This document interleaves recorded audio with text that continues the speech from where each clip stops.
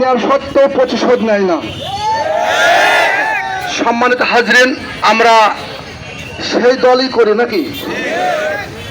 আমরা এখান থেকে যাব, কোনো বিশৃঙ্খলা না হয় এবং কাউরের যেন মালামাল কোনো রকমের ক্ষয়ক্ষতি না হয় সেই দিকে আপনারা খেয়াল রাখবেন এবং কোনো দুষ্কৃতী যাতে আমাদের ভিতরে ঢুকে কারোর মালামাল ক্ষতি করতে চায় আপনারা সেদিকে খেয়াল রাখবেন। তাই আমি আমাদের দৃষ্টি আকর্ষণ করছি সম্মানিত উপস্থিতি, আজকে দীর্ঘ 15 বছর অতিক্রম হয়ে গেছে। এই 15 বছর পরে আল্লাহ সুবহানাহু ওয়া তাআলা যে আমাদের আজকে এই সেজন্য সুতরাং বলে আল্লাহ।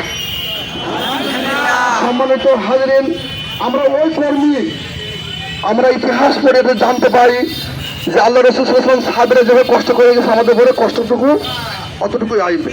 তাই সম্মানিত হাজরিন, আমাদের একটু খেয়াল রাখতে হবে।